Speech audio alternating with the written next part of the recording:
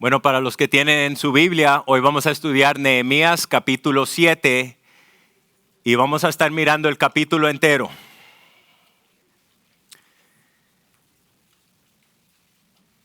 Hay una diferencia, familia, entre lo que llamamos la emoción y el emocionalismo. Dios nos ha creado a todos con emociones y vemos muchas veces en la palabra de Dios que Dios mismo expresa sus emociones. ¿A quién le gusta el deporte aquí? Ok. Nos gusta el soccer, nos gusta el fútbol, nos gusta el básquetbol. Y muchas veces cuando estamos viendo un partido y hay una gran jugada, ¿qué pasa? Nos emocionamos, ¿verdad? Pero el problema hoy es que también vemos algo que se llama emocionalismo. Y eso es cuando uno salta y grita, pero en el campo no está pasando absolutamente nada.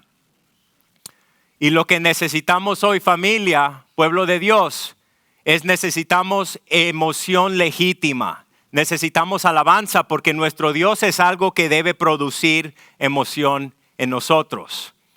Ahora, quiero decir obviamente que estamos en la casa de Dios. La palabra de Dios nos enseña que todas las cosas se tienen que hacer con orden en la casa de Dios.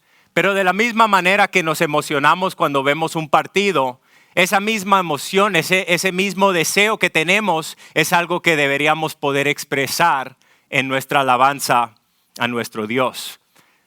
No estoy diciendo que tienen que gritar o que tienen que correr aquí obviamente, pero a la misma vez lo que nosotros hacemos aquí es solamente un aperitivo. Es solamente un día a la semana que estamos aquí juntos como una familia de Dios. Esta alabanza que tenemos en nuestra vida, esto es algo diario que nosotros hacemos con Jehová. Entonces, hoy quiero enfocarme en tres cosas. Es un capítulo largo, no se preocupen, son 73 versículos, pero no lo vamos a leer todo. Porque la mayoría del capítulo son nombres, es una lista genealógica. Entonces lo que quiero hacer es, vamos a enfocarnos en tres cosas. Primero, la alabanza. Cada victoria en nuestra vida debe producir alabanza en nuestros labios. La segunda cosa es el liderazgo. Vamos a ver cualidades de un líder piadoso. Y la tercera cosa es la genealogía. Vamos a entender como cristianos la importancia de nuestra herencia y de nuestro llamado. Vamos a empezar por favor en el versículo 1 de Nehemías capítulo 7 y voy a leer hasta el versículo 5. Nos dice la palabra de Dios, versículo 1. Luego que el muro fue reedificado y colocadas las puertas y fueron señalados porteros y cantores y levitas, mandé a mi hermano Hanani y a Hananías, jefe de la fortaleza de Jerusalén, porque este era varón de verdad y temeroso de Dios, más que muchos. Y les dije, no se abran las puertas de Jerusalén hasta que caliente el sol. Y aunque haya gente ahí, cerrad las puertas y atrancadlas. Y señalé guardas de los moradores de Jerusalén, cada cual en su turno y cada uno delante de su casa, porque la ciudad era espaciosa y grande, pero poco pueblo dentro de ella, y no había casas reedificadas. Versículo 5. Entonces puso Dios en mi corazón que reuniese a los nobles y oficiales y al pueblo para que fuesen empadronados según sus genealogías. Y hallé el libro de la genealogía de los que habían subido antes y encontré en él escrito así. Vamos a parar ahí. Vamos a empezar primero con el versículo 1. Miren lo que nos dice aquí en el versículo 1. Luego que el muro fue edificado y colocadas las puertas y fueron señalados porteros y cantores y levitas. Como les acabo de mencionar, cada victoria que tenemos en nuestra vida debe producir alabanza de nuestros labios. Fíjense que acaban de reconstruir el muro y acaban de y también instalar lo que se llamarían las puertas. Y sabemos que es un milagro porque en el capítulo anterior nos dijo que esta gran obra se completó en 52 días. Y también nos dice que los enemigos, Sanbalat y Tobías, cuando percibieron que la obra fue hecha por Dios, nos dice que se desanimaron. Pero familia, nosotros sabemos que esto no se trataba solamente de reconstruir estos muros físicos. Esto se trataba de restablecer al pueblo de Jerusalén como una comunidad donde Dios sería alabado. El propósito de la comunidad de Jerusalén es alabar a Dios. Ese es el propósito en la Biblia.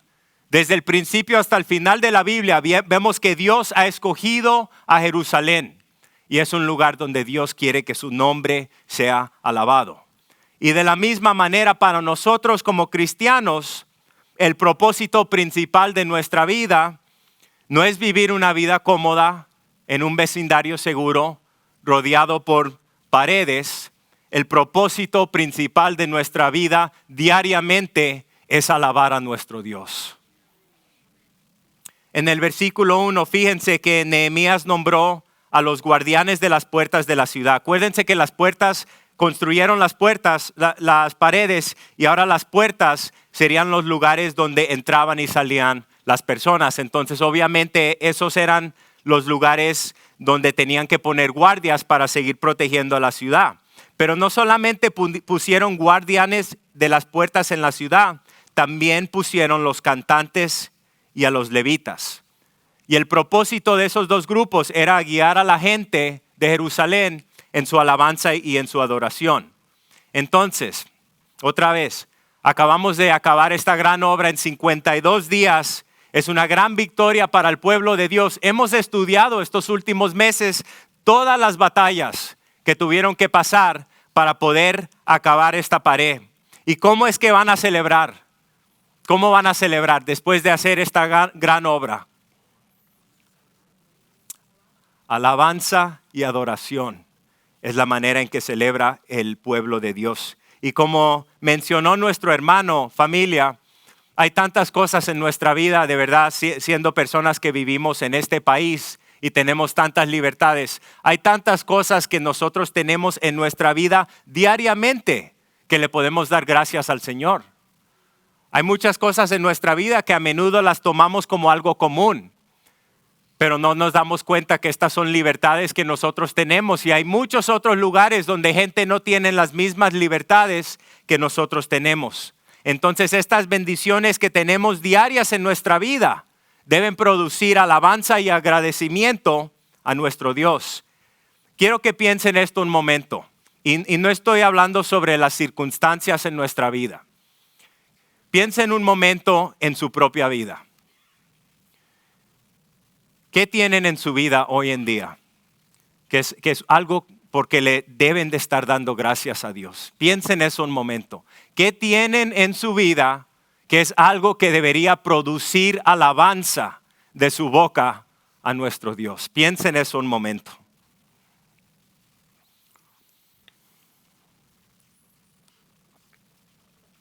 Familia, muchos de ustedes son maduros en su fe. Muchos de ustedes, yo tengo 36 años, muchos de ustedes ya llevan muchos años caminando con nuestro Dios. Muchos de ustedes ya tienen hijos que ya se han criado y han salido de sus hogares. Yo entiendo eso. Pero todos entendemos, no importa dónde estás hoy, esta mañana, en tu relación con Dios. Si te acabas de salvar y acabas de empezar a caminar con Dios, o llevas 25 años caminando con nuestro Dios, todos entendemos que nuestra alabanza a Dios cada año debe ser más profunda y más apasionada. Amén. Entonces, cuando viene a nuestra alabanza hacia Dios, lo que es hermoso en nuestra alabanza, familia, es la intención detrás de nuestras palabras. No es repitiendo las palabras porque todo el mundo está repitiendo esta canción, porque eso es religión. Eso no es alabanza. Alabanza que agrada a Dios es cuando un corazón tiene un entendimiento de quién es Jehová. Es cuando nuestro corazón ante Dios tiene un gran agradecimiento por quién es Dios en nuestra vida.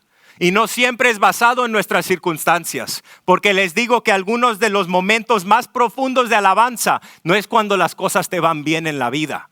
Es cuando no tienes nada bueno en tu vida, pero tienes a Dios y grande es su fidelidad. Entonces, pase lo que pase, es esa profunda gratitud apasionada que desea Dios cuando lo alabamos. Y amén. Y quiero decir esto, familia. Quizás no tienes la voz de un ángel. No todos podemos cantar como ángeles. Por alguna razón en mi hogar cuando alabamos mi esposa se pone algodón en los oídos. Honestamente lo hace todo el tiempo. Todavía estoy tratando de entender por qué hace eso, pero debe ser que le gusta oír mi voz. Pero al fin del día, familia, la verdad es que no importa si tienes una voz angélica o no. Al fin del día, el Señor le agrada nuestra alabanza cuando es la intención detrás de las palabras, familia. Y siendo un hombre, yo entiendo que como hombres no siempre somos personas muy emocionales, ¿no? No siempre somos personas que nos sentimos cómodos expresando nuestra emoción, especialmente ante un grupo de gente que no conocemos. Pero otra vez, esto solamente es un aperitivo. Y esto es una vez a la semana que nos reunimos. Diariamente en su relación con Jehová debe haber algún movimiento interno cuando ustedes cantan a nuestro Dios. Debe haber algo que está pasando en sus corazones, familia. Esa es la alabanza que nos entra a la presencia de Dios. Y si no han hecho eso, familia, les digo que eso es lo que tenemos que hacer. Porque es en ese punto donde aprendemos a vivir en un lugar donde no es basado en nuestras circunstancias, pero es basado en quién es Dios. Y es basado en una relación íntima donde caminamos con nuestro Dios y podemos sentir y experimentar la presencia y el poder de Dios. Y el Señor nos empieza a abrir los oídos para entender su palabra. Amén. Entonces, vamos a hablar también sobre el liderazgo. Llevamos 7 capítulos estudiando este tema de liderazgo y de verdad que esto ha sido un tema que edifica. Que nos edifica a todos, porque les he dicho esto antes, todos somos líderes.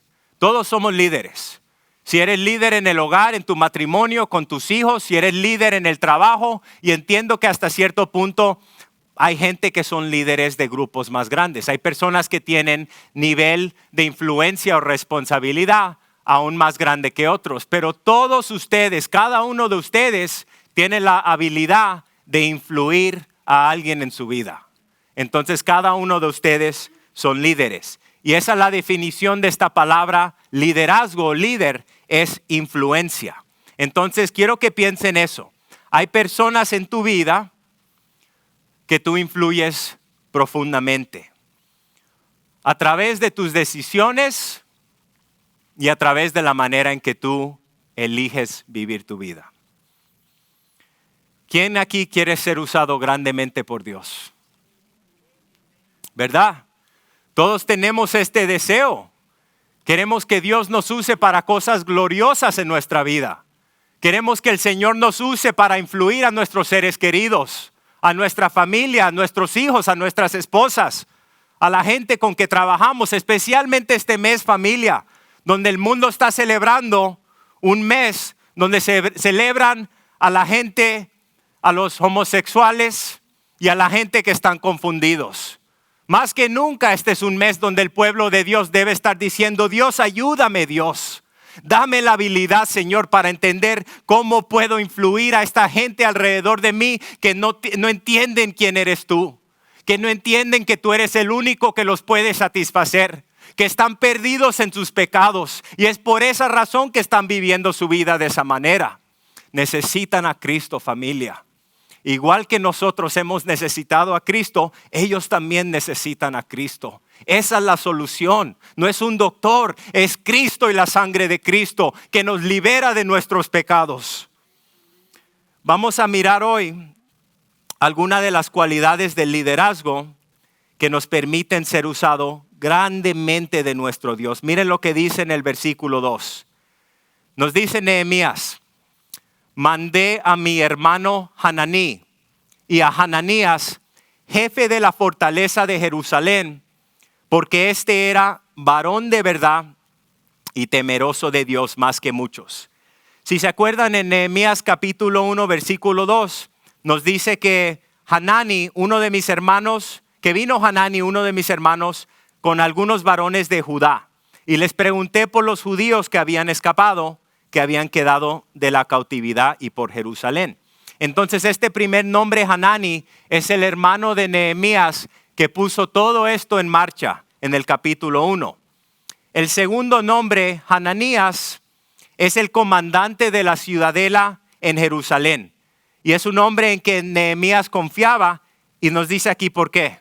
Dice que temía a Dios, era un hombre que tenía un temor de Dios y era una persona fiel. Si se acuerdan el capítulo pasado, lo que habíamos estudiado era que teníamos muchos líderes entre la comunidad que se habían alineado con Tobías y Sanbalat. Teníamos gente que eran traicioneros en el campo de los judíos por diferentes razones, por los deseos materiales y también porque se habían entrecasados con las familias de estos hombres, Tobías y Sanbalat. Y la verdad, familia, es que el poder y el deseo por la riqueza, a menudo eso es lo que corrupta el corazón de un hombre. El poder y el deseo por la riqueza. Y por lo tanto, cuando viene al liderazgo, es tan importante elegir a personas que tienen integridad. Más importante que una persona que tiene dones. Más importante que una persona que es popular y que le cae bien a todos. Más importante que una persona que tiene una gran educación. Es elegir a una persona que teme a Dios, que respeta a Dios y una persona que tiene integridad y es fiel. Entonces, no todo el mundo, y esta es la realidad, no todo el mundo, no todos nosotros tenemos una gran capacidad para cantar. A mí me encanta cantar y alabar a nuestro Señor, pero yo no me voy a parar aquí a alabar porque no creo que nos iría bien. Estoy siendo honesto, pero en mi casa yo alabo a mi Dios, ¿verdad? Pero hay gente que sí tiene ese don y ese regalo. Y también no todos somos personas que podemos citar versículos de la Biblia así al momento, cuando alguien nos pregunta. No todos tienen ese don, pero todos tenemos la capacidad de temer a Dios y caminar en su palabra y ser usados grandemente por Dios. Quiero que sepan eso esta mañana, familia. No hay ninguno de ustedes aquí que Dios no puede usarlos en una manera grandemente. Si ustedes están dispuestos a decir, papá, Señor Jesús, quiero caminar en obediencia a tu palabra. Quiero el poder de tu Espíritu Santo, Señor. Te necesito en mi vida, Señor. Es en esos momentos y es en ese lugar, familia, donde el Señor empieza a obrar en nuestra vida. ¿Cómo podemos temer más de Dios? Porque esta es una palabra muy importante en la cuenta bíblica. En los Proverbios nos dice que el principio de la sabiduría es el temor de Dios. ¿Cómo podemos como cristianos llegar a un punto diariamente donde estamos temiendo más de Dios? Y otra palabra para usar en ese contexto, la palabra temor significa respeto. ¿Cómo puedo yo respetar a Dios más cada día en mi vida? Cuando hay tantas cosas alrededor de mí que me están influyendo hacia otro lugar, hacia un lugar donde no respeto a Dios en mis decisiones, hacia un lugar donde no respeto a Jehová en mis conversaciones, en mis pensamientos, en las cosas que permito en mi hogar. ¿Cómo puedo yo como un hombre vivir en el temor de Dios? Voy a compartir con ustedes algo práctico, familia, que nos aplica a todos. Podemos ser un pueblo que teme a Dios, que cada día estamos creciendo en esta área, si estamos dispuestos a llenarnos diariamente con la palabra de Dios. Todo empieza y acaba en la palabra de Dios. Es la palabra de Dios que nos lava la mente y el corazón diariamente. Tenemos que ser un pueblo dedicado al estudio de la palabra de Dios. Tenemos que ser un pueblo que estamos dispuestos a arrepentirnos. Cuando el Espíritu Santo nos enseña algo en nuestra vida. Cuando te sientes incómodo, cuando alguien está compartiendo la palabra de Dios contigo. Cuando estás leyendo en tu tiempo de devoción y el Señor te enseña y te dice, tienes que dejar esto ir. Tienes que crucificar esto en tu vida. Tenemos que ser un pueblo que está dispuesto a arrepentirnos de nuestros pecados. Tenemos que ser un pueblo que entendemos nuestras propias debilidades. Tenemos que ser un pueblo de personas que entienden que aparte de Cristo y el poder del Espíritu no podemos caminar ante nuestro Dios. Y es en ese lugar donde entendemos nuestra debilidad. Solamente en ese lugar, cuando llegamos a entender que aparte del Espíritu de Dios, estamos en rebelión completa contra Dios. Cada uno de nosotros, todos los días de nuestra vida, vamos a ser honestos. ¿Cuántas veces durante el día tienes pensamientos o deseos que no honran a Dios? Todo el día. Todo el día. Nuestro corazón produce ídolos todo el día. La palabra nos dice en Jeremías 17:9 que el corazón está corrupto, que quién lo puede entender, que no debemos de confiar en nuestro propio corazón.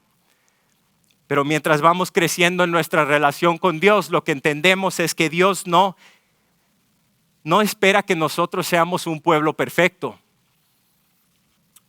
Porque ¿cuál de nosotros es perfecto? Solamente Cristo es perfecto. Pero lo que Dios nos empieza a enseñar a través del estudio de su palabra, a través de estar en una comunidad de fe, a través del servicio a Dios, a través de diariamente decir, voy a seguir caminando hacia adelante, Señor. No me voy a dar por rendido, Señor. El enemigo no me va a controlar mi vida. Voy a seguir hacia adelante. El Señor nos empieza a enseñar que somos débiles en muchas maneras. Pero es en nuestra debilidad que empezamos a aprender a depender del poder del Espíritu Santo, familia. Y entonces lo que tenemos que aprender es no siempre, que nuestro Señor no siempre nos tenga que volver trayendo a ese lugar donde nos tiene que remover cosas de la vida para que nos demos cuenta de nuestra propia debilidad. Pero que empecemos a operar en un lugar donde decimos, Dios, esta lección yo ya la he aprendido. Esto ya me lo has enseñado anteriormente, Señor. Y esta mañana voy a dedicarme a las disciplinas espirituales que tú me has dado. Voy a usar las herramientas que tú me has dado. Y la herramienta número 1 es ante Dios en tu lugar y tu tiempo privado. Dile a tu Dios que tú eres débil y que necesitas de su poder. Para ser el esposo que Dios desea que tú seas. Para ser el líder en el hogar. Para ser la mamá que Dios desea que tú seas. Es en nuestra debilidad donde Dios nos da poder y unción. Y cuando tenemos esa relación privada con Dios, podemos ser fuertes ante el pueblo de Dios.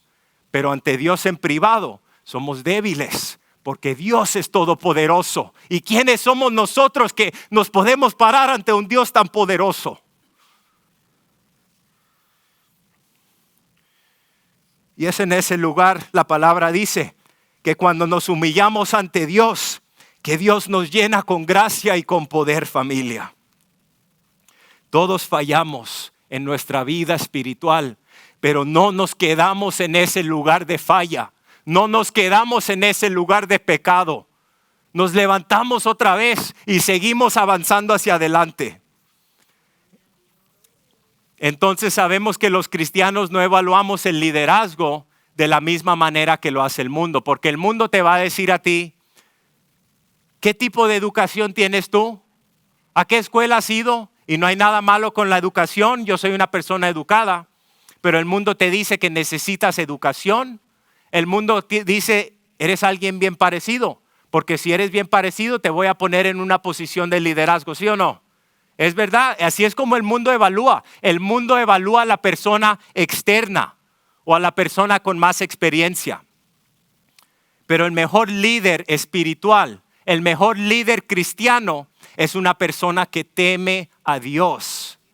Es una persona que respeta a la palabra de Dios y es una persona que el patrón de su vida es uno de fidelidad a la palabra de Dios. Entonces esto nos aplica a todos. Vamos a mirar varias cualidades que son una expresión de esto en nuestra vida. La primera cualidad que debemos tener todos como cristianos y como líderes es ser una persona enseñable. No seas alguien que piensa que lo sabes todo. Les digo que con mi hijo tiene 4 años, ya casi 5 años, Isaías. Y yo le enseño mucho de la palabra de Dios, comparto mucho con él. Y el último año me he dado cuenta que muchas veces cuando empiezo a compartir, él me para y me interrumpe y me dice, yo ya sé, papá, yo ya sé. Y al principio yo pensé, ok, un poco gracioso, chistoso, ¿no? Pero me empecé a dar cuenta que si yo no le ayudo con eso, eso puede ser algo que va a causar un gran desastre en su relación con Dios. Y yo le digo, mi hijo, tú tienes 4 años, yo tengo 36 años. Y no es que yo tenga toda la experiencia, pero créeme que yo he aprendido en mi vida por mis errores. Déjame enseñarte a ti, mi hijo, para que no tengas que aprender tú de tus propios errores en esas áreas. Y no es la verdad, familia, que los que están aquí sentados hoy, yo creo que la mayoría, si no todos nosotros, los que pueden decir aquí hoy que tienen sabiduría de Dios, es porque han cometido muchos errores, ¿verdad?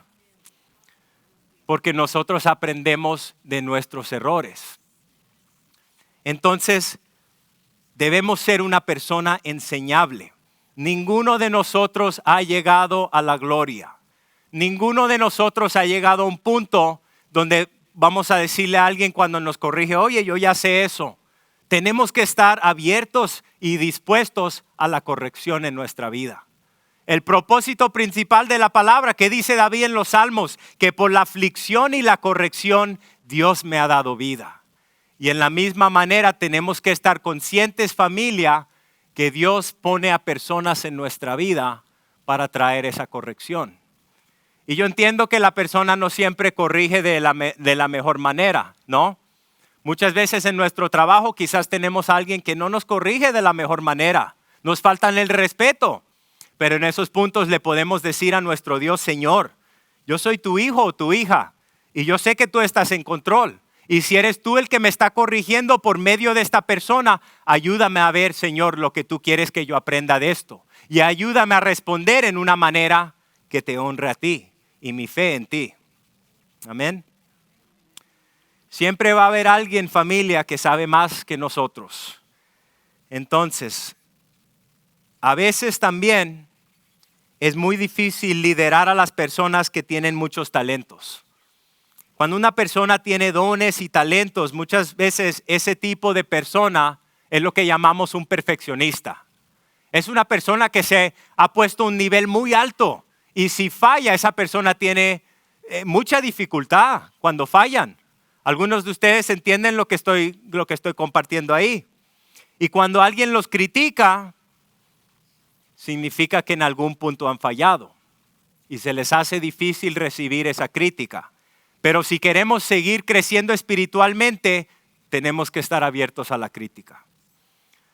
La segunda cualidad que tenemos que tener como líderes para ser usados grandemente por Dios es la humildad. Muchas veces, familia, mientras más responsabilidad, mientras más influencia, mientras más autoridad nos dan en alguna posición, es tan fácil que nuestro corazón se empieza a poner orgulloso. Es tan fácil que empecemos a pensar que la gente me tiene que servir a mí, que la gente me tiene que honrar a mí, que la gente me tiene que llamar a mí jefe o señor ahora, porque yo tengo posición y rango.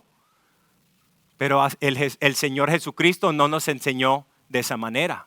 El Señor Jesucristo nos enseñó que la autoridad y la responsabilidad y la habilidad de influir se ha dado para servir a la gente. El papel principal de un líder, sea en una iglesia o sea en un trabajo secular, todos somos cristianos y esto es lo que enseña la palabra de Dios. El papel principal de un líder es servir. Es apoyar y es enseñar y alentar a la gente. Entonces, ¿cómo sé yo hoy si estoy operando en humildad o en orgullo? Esto es importante, familia, porque muchas veces cuando estamos operando de cierta manera, el corazón no se da cuenta y nosotros mismos no podemos discernir nuestra propia condición. Por eso es que el rey David nos dijo en los Salmos, Señor, busca mi corazón. Enséñame, Señor, si hay algo en mí que no te agrada. David le estaba diciendo a Dios, Dios, yo creo que yo estoy bien, pero enséñame, Señor, si hay algo en mí que no te agrada. Pablo dijo lo mismo, ¿quién soy yo para evaluarme yo mismo? Si yo mismo no puedo ver mis propias fallas. Pero les digo esto, que es un principio muy básico que debemos usar todos en nuestra vida. ¿Cómo sé que estoy operando en un lugar de orgullo? Cuando el enfoque de mis conversaciones y mis decisiones es mí y solamente mí, eso es egoísmo y eso es orgullo. Y todos batallamos con eso, incluido yo. Todos batallamos con eso diariamente. Y es cuando estamos batallando con eso y entendiendo eso que vemos nuestra propia debilidad y nuestra propia necesidad para decirle a nuestro Dios, Dios, ayúdame, Señor, veo mi propio orgullo, Señor. Yo no quiero esto en mi corazón porque la palabra dice que el orgullo viene antes de la caída. La palabra dice que Dios se opone al orgulloso, pero que Dios le da la gracia al humilde. Y la humildad no es algo que producimos en nuestra propia carne o por nuestras propias fuerzas. Entonces la humildad es algo que se produce mientras más estamos en la presencia de Dios, en la palabra de Dios, arrepentidos de nuestros pecados y sirviendo al pueblo de Dios. Les digo, familia, que una de las cosas más humillantes, pero uso esa palabra de una manera buena, que nos humilla y nos ayuda a tener ese tipo de corazón, es servir a otra gente, es servir a los demás. Es decirle a Dios, estoy disponible, Señor. Si hay alguna necesidad, estoy disponible. Úsame para tu gloria. Y muchas veces cuando le decimos eso al Señor, no te va a poner aquí a predicar o a enseñar. El Señor te va a decir, ok, ve y limpia los baños. O ve y recoge la basura. Y pensamos que esos son lugares de menos honra. Pero en realidad no lo son. Porque los siervos que están dispuestos a servir de esa manera tienen un corazón más humilde que mucho del resto de la comunidad de fe. Y siempre como cristianos tenemos que acordarnos que no hay ningún trabajo y ningún servicio que está debajo de nosotros. Si hay alguna necesidad, cada uno de nosotros debe tener esa disposición. ¿Dónde me necesitas, mi Dios? Estoy disponible. Algunas veces no oímos de Dios porque decimos, Dios, si abres una puerta en esta área, te voy a servir. Y llevamos años orando. Señor, ¿por qué no me usas? Y el Señor dice, porque tú quieres que te use ahí, pero yo quiero usarte aquí. ¿Y cómo voy a confiar que tú vas a hacer lo que yo te he llamado a hacer? ¿Cómo voy a confiar dándote responsabilidad y autoridad para influir a la gente si ni siquiera estás dispuesto a servirme aquí? La palabra nos dice que tenemos que ser fieles en las cosas pequeñas para que Dios nos dé más responsabilidad y autoridad. Tenemos que proteger nuestro corazón del orgullo, familia. Entonces, en el reino de Dios, si algo bueno sale de nuestra vida como cristianos, si en algún momento tú has producido o yo he producido algo en mi vida que le agrada a la gente, algo en nuestra vida que le trae bendición a la gente, no es porque tú lo hiciste, no es porque yo lo hice, es porque nos hemos rendido al Espíritu de Dios y Dios está trabajando a través de nosotros. Y entonces, ¿por qué nos jactaríamos? Porque en nuestra carne tenemos un deseo de gloria. Porque todos tenemos este deseo en nuestra carne. Todos queremos que las personas nos digan bien hecho. No estoy diciendo que nunca podemos decirle a nadie bien hecho. Eso no es lo que estoy diciendo. Lo que estoy diciendo es que cuando eres un esclavo a las opiniones de las personas, eres un esclavo a la carne.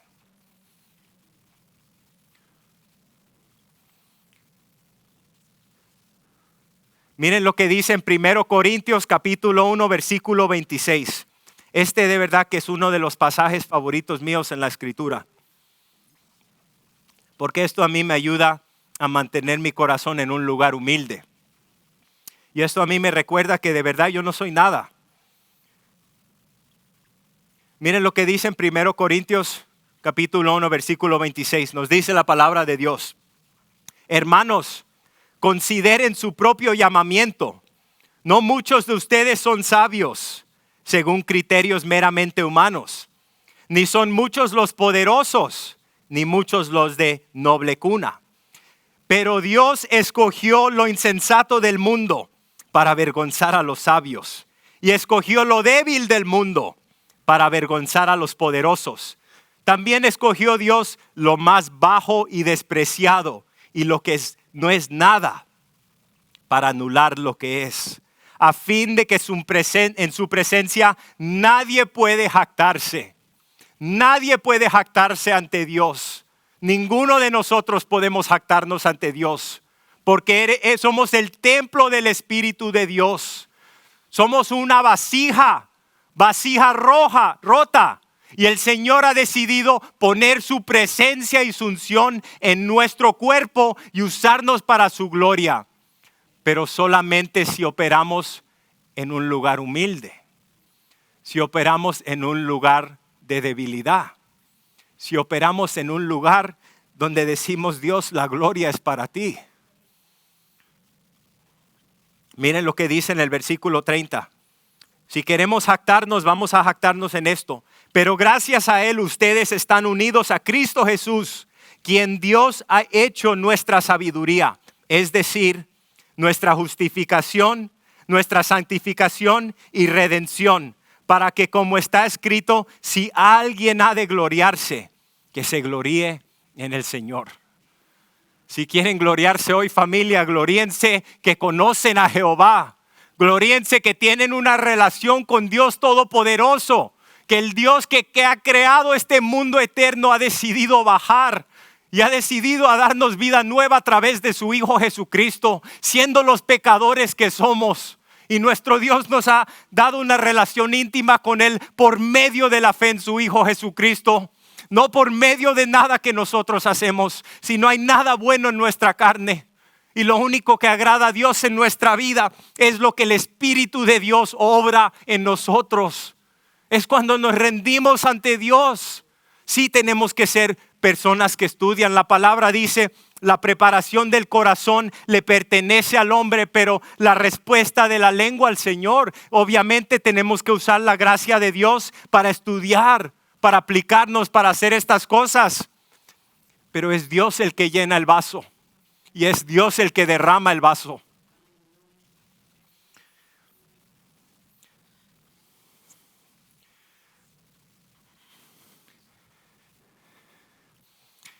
Cuanto más entendemos esta verdad, cuanto más entendemos que somos personas comunes que Dios elige usar y llenar con su Espíritu Santo, cuanto más entendemos esa verdad, más útiles somos en las manos de Dios. La cuarta cualidad que quiero enseñarles, familia, y recordarles es que tenemos que tener un corazón para servir. La disposición a servir es una verdadera marca de la piedad y del crecimiento espiritual. Es la persona que ve una necesidad y dice, aquí estoy, Señor, úsame a mí. El enfoque de nuestra vida cristiana debe ser un enfoque servicial. Y no estoy hablando solamente aquí, estoy hablando allá afuera. Porque la mayoría de nuestro tiempo lo pasamos allá afuera. Es cuando estamos en el trabajo, en nuestras comunidades y vemos una necesidad.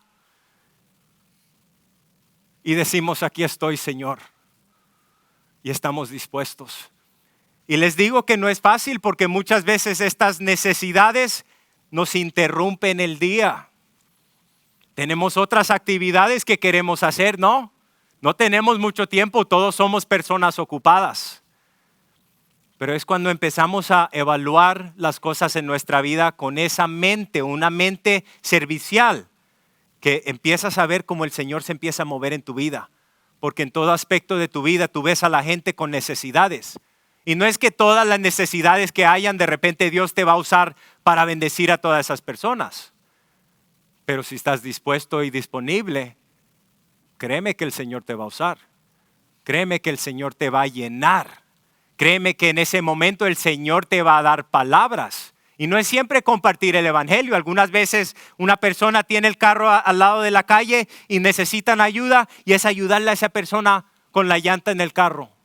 Son cosas básicas, familia, básicas. No siempre es algo profundamente espiritual. Los cristianos somos personas serviciales, no solamente espiritualmente, pero también en las cosas básicas. Cuanto más nosotros crecemos en estas áreas que acabo de comentar, más efectivos seremos nosotros en nuestra influencia a los demás. Vamos a seguir versículo 3 y 4. Y les dije, no se abran las puertas de Jerusalén hasta que caliente el sol.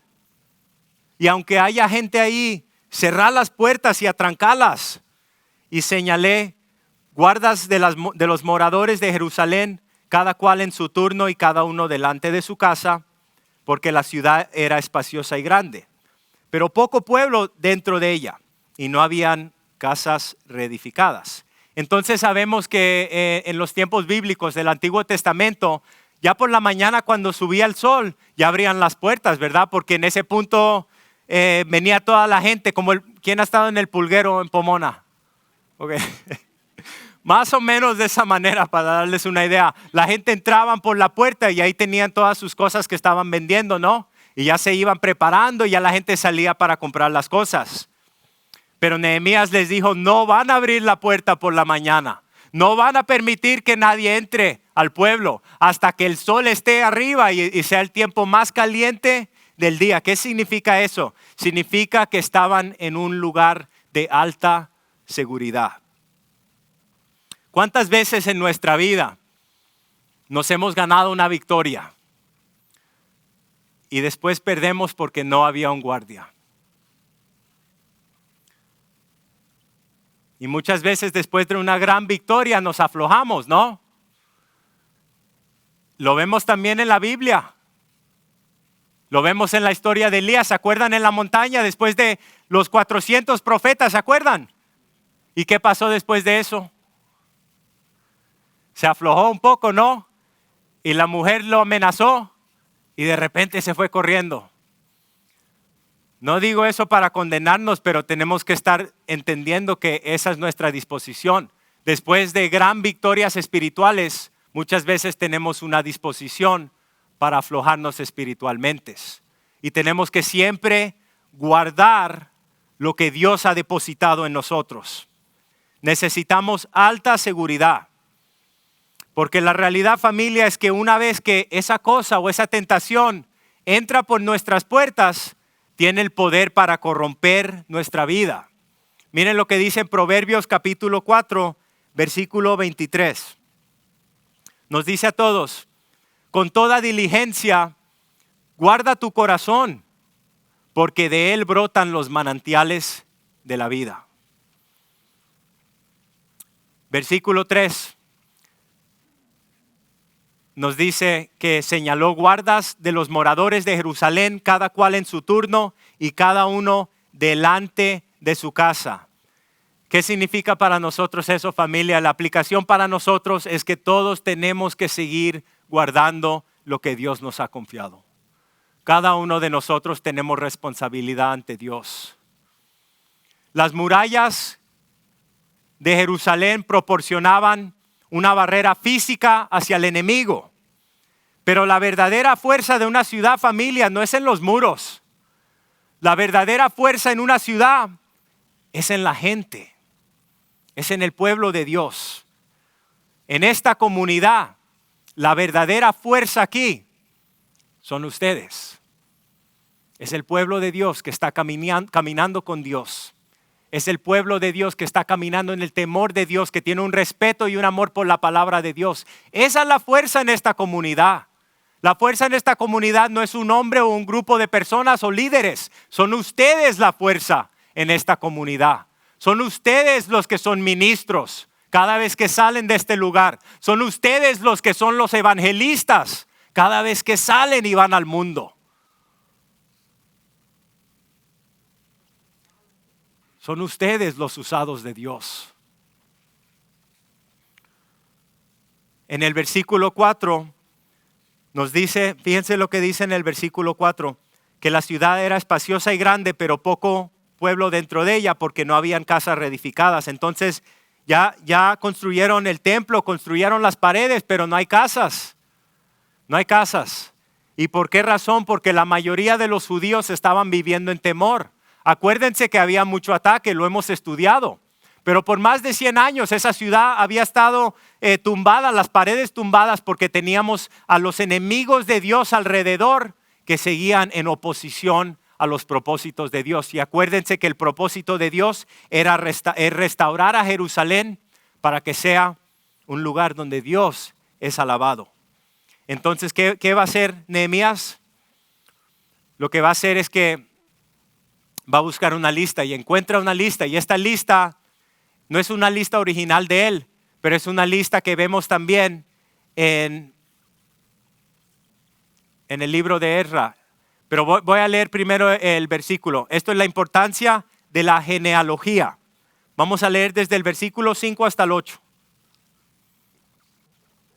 Nos dice: entonces puso Dios en mi corazón que reuniese a los nobles y oficiales y al pueblo, para que fuesen empadronados según sus genealogías.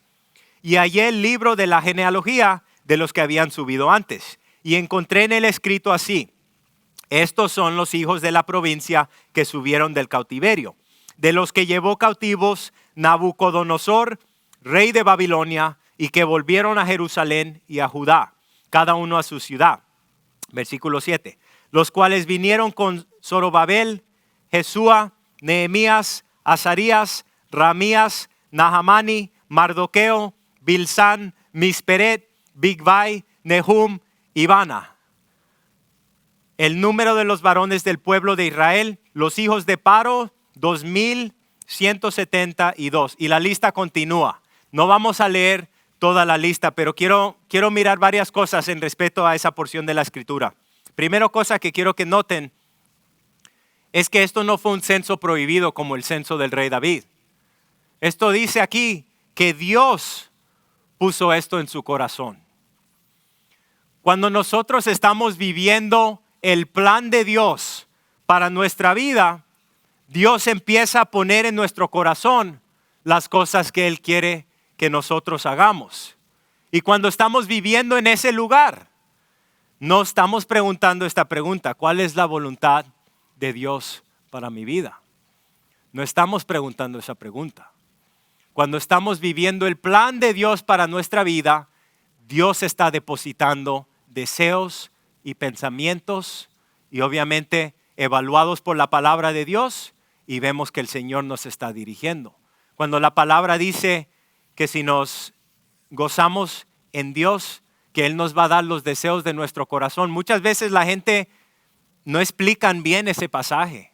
Eso no significa que Dios me va a dar a mí todos los deseos de mi corazón. Eso significa que cuando yo estoy caminando con Dios, lo que está naciendo en mi corazón es del Espíritu de Dios. Y es un deseo que honra a Dios. Entonces hay gran seguridad como cristiano saber que estamos caminando con Dios. Y estas cosas que se alinean con la palabra de Dios, Dios dice: te voy a dar estas cosas para que cumplas tus propósitos en mí, para que camines en las obras que yo he preparado para ti ante la fundación del mundo. Y por eso puedes orar a Dios con una gran seguridad, sabiendo que Dios te va a dar las cosas que tú pides, que tienes en tu corazón, porque estás viviendo el plan de Dios para tu vida. De una manera muy práctica, ¿cómo podemos estar en ese lugar donde estamos oyendo de Dios, estamos viviendo este plan para nuestra vida? Familia, muy básico. Tenemos que vivir una vida centrada en cosas espirituales. Eso es todo.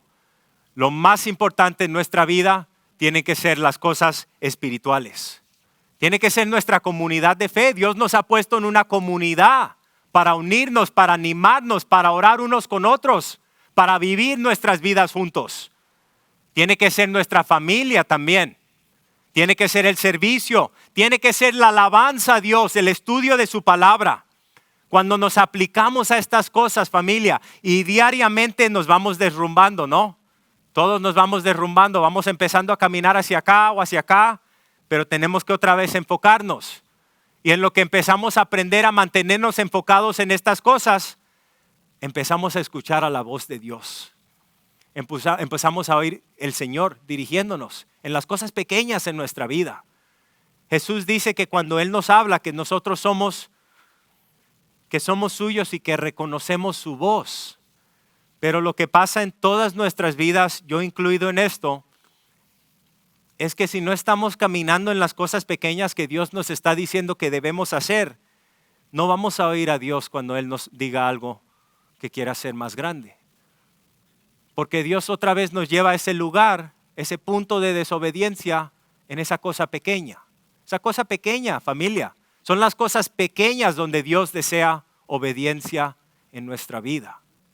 Son los pequeños compromisos que hacemos en nuestra vida, en nuestra relación con Dios, que nos tapan los oídos y no podemos oír de Dios. Y leemos y no oigo nada, absolutamente nada. Y oro y no oigo nada, y alabo y no siento nada. Y nuestra relación con Dios no está basada en sentimientos, por favor no malentiendan, porque nosotros caminamos por fe y la palabra de Dios. Pero cuando obedecemos en las cosas pequeñas en nuestra vida, piensen en eso un momento, hay cosas pequeñas en cada una de nuestra vida, todos tenemos cosas pequeñas que estamos batallando con estas cosas pequeñas. Si tenemos victoria en esas cosas pequeñas, podemos oír a Dios más claramente, familia. Enfóquense no en las cosas grandes, enfóquense primero en las cosas pequeñas en su vida. En Esdras 2, capítulo 1 hasta el 70, lo que vemos es una lista de genealogía de los que habían regresado anteriormente, casi igual que esta lista. Entonces lo que vemos en esta lista de Nehemías, no lo voy a leer, lo que vemos son 18 familias, vemos que son de 20 pueblos diferentes, vemos un total de 4,289 sacerdotes, vemos 360 levitas incluyendo cantantes y guardianes, vemos 392 siervos del templo y vemos 642 personas que no pudieron rastrar sus ancestros. Entonces tenemos un total de 49,942 personas en esa lista. Y miren lo que dice en el versículo 6, porque esto es importante. Nos dice, estas son las personas que volvieron a Jerusalén y a Judá. ¿Por qué será que es tan importante en la lista? Ustedes han leído antes en la palabra de Dios, en Mateo también tienen la lista. Y muchas veces llegamos a esos puntos y decimos, esto ¿para qué lo voy a leer? ¿Verdad? Y vamos a la próxima página y seguimos leyendo. Pero hay un propósito por estas listas. Hay un propósito.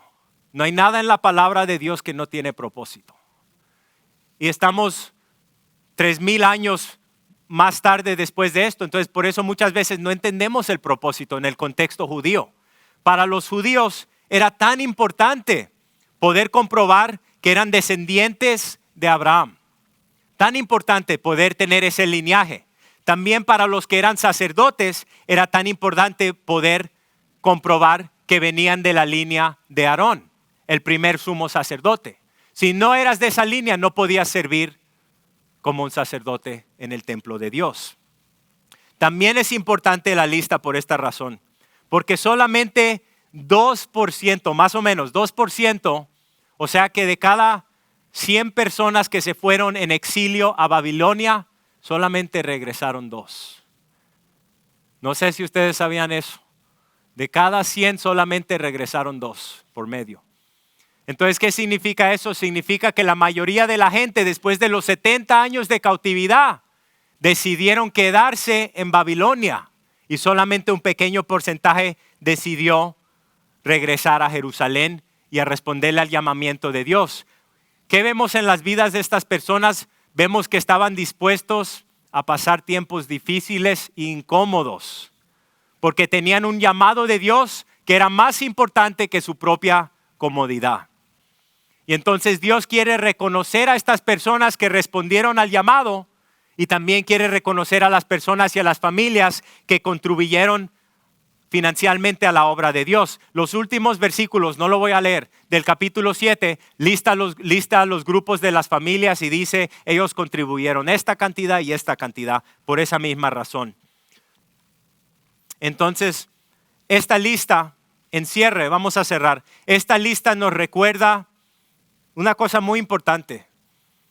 El trabajo no era realmente sobre la pared. El trabajo era sobre las personas, sobre el pueblo de Dios. Las paredes no eran lo más importante.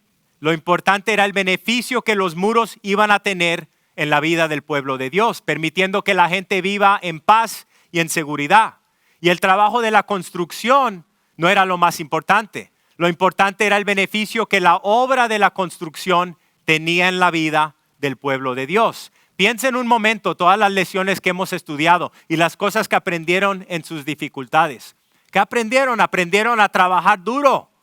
Aprendieron a seguir hacia adelante cuando las cosas no les van bien.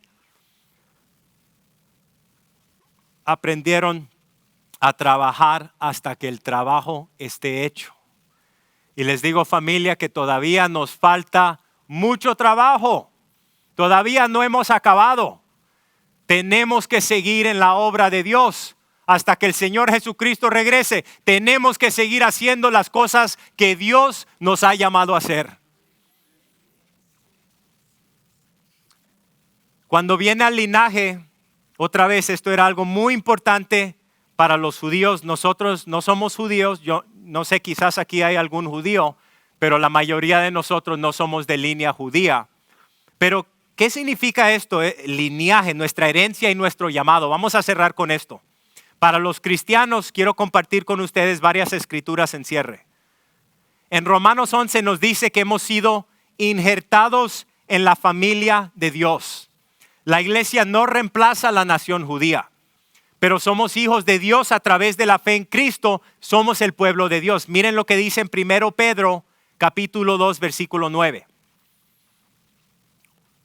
Nos dice a nosotros, esta es una gran promesa, pero ustedes son linaje escogido, real sacerdocio, nación santa, pueblo que pertenece a Dios, para que proclamen las obras maravillosas de aquel que los llamó de las tinieblas a su luz admirable. Es el sacrificio de nuestra vida diariamente. Eso es lo que desea nuestro Dios. La palabra dice que somos una casa, un templo de Dios. Y que diariamente esa es nuestra ofrenda a Dios. Nuestro cuerpo, nuestra mente, nuestros deseos, nuestras acciones. Efesios capítulo 1, versículo 14. El Espíritu es la garantía que tenemos de parte de Dios, que nos dará la herencia, que nos prometió y de que nos ha comprado para que seamos su pueblo. Dios hizo todo esto para que nosotros le diéramos gloria y alabanza. Efesios capítulo 1, versículo 18. Mi oración, dice Pablo, mi oración es que los ojos de tu corazón les sean iluminados para que sepan cuál es la esperanza de su llamamiento, cuáles son las riquezas de la gloria de su herencia en los santos. Y la última escritura, Romanos capítulo 8, versículo 29 hasta el 32. Esta es una de las porciones de escrituras de verdad que lo anima a uno, cuando el enemigo nos está diciendo todas esas mentiras, que Dios no nos ama, que Dios no nos quiere usar, que Dios ya no quiere tener nada que ver con nosotros. Esta escritura nos recuerda que eso no es verdad. Miren lo que dice en el versículo 29. Dice, pues Dios conoció a los suyos de antemano y los eligió para que llegaran a ser como su hijo, a fin de que su hijo fuera el hijo mayor entre muchos hermanos. Después de haberlos elegido a nosotros, Dios los llamó para que se acercaran a Él. Y una vez que los llamó, los puso en la relación correcta con Él. Y luego de ponerlos en la relación correcta con Él, les dio su gloria. ¿Qué podemos decir acerca de estas cosas tan maravillosas? Familia, la alabanza es la respuesta natural cuando saturamos nuestras vidas con la palabra de Dios. Así que en cierre, recuerden los 3 puntos de hoy. Cada victoria en nuestra vida debe producir alabanza de nuestros labios. Y si no tienes algo por alabar, siempre tienes algo por alabar cuando te enfocas en Él. Seamos los tipos de líderes que Dios puede usar. Y la tercera cosa, cuando pienses que no tienes razón por alabar a Jehová, recuerda tu herencia y nuestro llamado en Cristo Jesús. Vamos a cerrar con oración y una última alabanza. Y hoy tenemos que salir, no creo que lo mencionamos, tienen un evento aquí a la 1, entonces tenemos que salir un poquito antes de la 1. Vamos a cerrar nuestros ojos, por favor. Quiero unirme con ustedes, mis hermanos, para orar, que el Señor nos dé el poder de su Espíritu Santo para ayudarnos en estos tiempos tan difíciles que estamos viviendo y tantas cosas con que estamos lidiando como el pueblo de Dios. No podemos ser cristianos efectivos, personas de influencia sin el poder del Espíritu de Dios. Señor, venimos ante ti, Señor. El pueblo de Dios, Señor, somos tus hijos, Señor. Y venimos ante ti, papá. Y te damos gracias que tú eres un Dios lleno de gracia y misericordia hacia nosotros, Señor. Te damos gracias, Señor Jesús, que tú eres nuestro sumo sacerdote. Te damos gracias, bendito Espíritu Santo, que tú moras en nosotros, mi Dios. Y tu palabra dice que es más poderoso y grande el que mora en nosotros que el que está en el mundo. Y esta mañana, Señor, si hay pecado en nuestra vida, Señor, te pedimos que nos perdones de nuestros pecados, Señor. Te pedimos que nos concedas arrepentimiento si hay cosas que no hemos estado dispuestos a darte a ti, Señor. Ayúdanos, Señor. Ayúdanos a ser libres de estas cosas, Señor. Queremos ser efectivos en nuestra influencia como cristianos, Señor. Llénanos con tu poder, Señor. Llénanos con tu unción, Señor, para poder influir a la gente en nuestra vida, Señor, hacia el reino de Dios y para traer gloria y honra a tu nombre. Úsanos para tu gloria, Señor. En el nombre de Jesús. Amén.